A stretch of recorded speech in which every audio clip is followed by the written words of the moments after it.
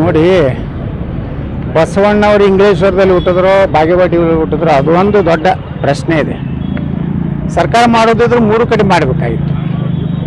ಏನು ಸರ್ಕಾರಕ್ಕೇನು ದೊಡ್ಡದಿದ್ದಿಲ್ಲ. ಇದರಿಂದ ಕೂಡಲ ಸಂಗಮದಲ್ಲಿ ಮಾಡಿದ್ರ ಬಗ್ಗೆ ನಮ್ಮದು ಆಕ್ಷೇಪ ಇಲ್ಲ. ಆದರೆ ಬಾಗೇವಾಡಿಯಲ್ಲಿ ಮಾಡಲಿಕ್ಕೆ ಪ್ರಯತ್ನ ಮಾಡದಿರುವಂತಹ ಅಯೋಗ್ಯರ ನಾಲಾಯಕರ ಬಗ್ಗೆ ಧಿಕ್ಕಾರ ಇದೆ.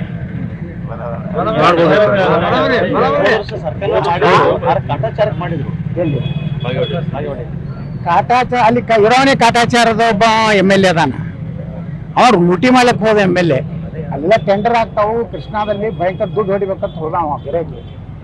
ಅಂಥವ್ರು ಎಲ್ಲಿರ್ತಾರ ಅಲ್ಲಿ ಧರ್ಮ ಕೆಲಸಗಳಾಗೋದಿಲ್ಲ. ಅಲ್ಲಿ ಇಸ್ಲಾಮನ ಬೆಳವಣಿಗೆ ಆಗ್ತದೆ ಹೊರತು ಹಿಂದೂ ಧರ್ಮದ ಬೆಳವಣಿಗೆ ಆಗೋದಿಲ್ಲ. ಯಾರ ಅಪ್ಪಗೆ ಹುಟ್ಟಿದ್ದಂದ್ರ ಶಿವಾನಂದ್ ಹಚ್ಚಡೋದು, ಅವನ ಅಟೆ ಹೆಸರು ಪಾಟೀಲ್ ಅಲ್ಲ. ಇದನ್ನ ಮಾಧ್ಯಮದವ್ರು ಹೇಳ್ರಿ, ಹಚ್ಚಡೋದು. ನೀನು ನಿಮ್ಮ ಅಪ್ಪ ನೀವು ಕೂಡಿ ನಿಮ್ಮ ಅಟೆ ಹೆಸರೇ ಚೇಂಜ್ ಮಾಡ್ಕೊಂಡವ್ರು.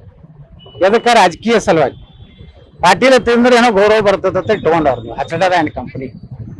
ಮತ್ತು ಅಲ್ಲೊಬ್ಬ ಹುಣಗನ್ ಅವನು ಅವ್ರ ಅಪ್ಪ ಹುಟ್ಟಿದ್ದಂದ್ರ 1 ವಾರ ಒಳಗೆ ಇಬ್ರು ವಿಧಾನಸಭೆಗೆ ರಾಜೀನಾಮೆ ಕೊಡ್ಲಿ, ಸ್ಪೀಕರ್ ಕಡೆಯಿಂದ ಅಂಗೀಕೃತ ಆಗಲಿ. ನಾ 2 ಕಡೆ ನಿಲ್ಲಕ್ ತಯಾರಿದ್ದೀನಿ.